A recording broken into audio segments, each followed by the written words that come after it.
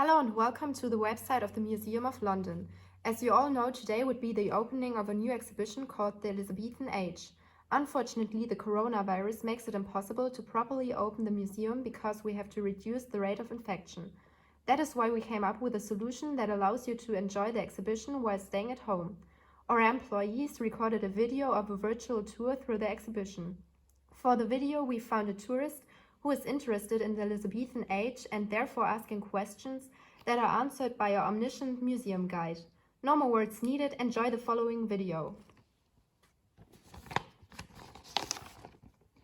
Hello and welcome to the exhibition of the Elizabethan age. In the following, you will see some pictures of the Elizabethan age, and I will tell you some interesting facts about that time. If you have any questions, please don't hesitate to ask. So, first of all, you should know that the time which is called the Elizabethan age is the period of office of Queen Elizabeth from 1558 to 1603. Really? But I've always thought that the Renaissance started in the late 14th century and ended in the 17th century in England. Yes, you are absolutely right. The Elizabethan age, which was also called the Golden Age, because of relative stability and economic growth, was a part of the Renaissance in England. During the Golden Age, England was also planting many colonies and successfully defeated the Spanish Armada, which is why England became the leading sea power. So during that time everything was just rainbows and unicorns and everybody was happy? Well, no. There were also various conflicts concerning religion, because, as you might know, the Protestant Reformation was not long before, so there were tensions between Catholics and Protestants, and whereas Queen Elizabeth herself was a Protestant, her greatest rival and cousin Mary Stuart, who was also interested in the English crown, was a Catholic.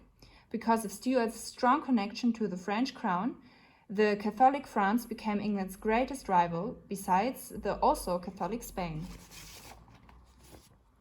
That sounds like a tense time period, but I also know that there was new inventions such as the telescope and the printing press, which is why more people than ever had access to books, isn't that right? Yes, that's true. Do you have any idea what people did back then to entertain themselves?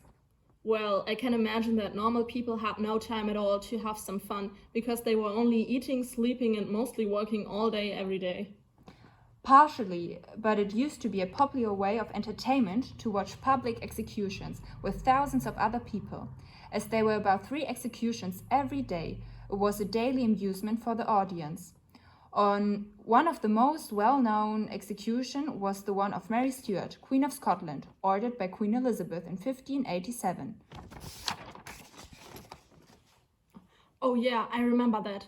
I've already watched the great TV show Reign, which is about Mary Stuart. The show is partially also about the plague and witchcraft. Were these also relevant topics in reality? Yeah, they actually were. In that time, people often suffered from diseases, such as the plague. Besides, superstitions like witchcraft and ghosts continued to prevail. Overall, arts like literature, music, and theater gained importance. Ah yeah, I know the Globe. Wasn't it built in that time? Yes, you're right. Even though it was a really expensive enjoyment, many people spent their money on it. There were several different price ranges, so that even poor people were able to afford it. On the one hand, there were no rules regarding clothes and behavior, but on the other hand, there were many rules regarding the content of the plays, which is why there was a distinctive censorship. Didn't the famous playwright Shakespeare live during that time? You're right, if you're talking about William Shakespeare, but it is interesting that no one really knows how his name is actually spelled. There were more than 80 different ways to spell it. However, the way we spell his name today, so Shakespeare, he never did.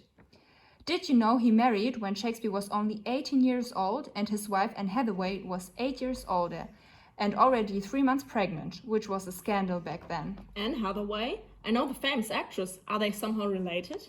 That's really unlikely, but I honestly don't know.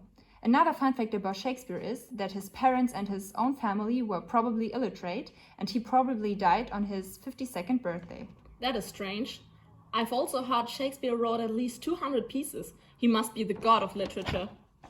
Well, At that time, it would have been way too blasphemous to call him a god, because of the worldview was defined by a strict hierarchy that had to be respected by everyone.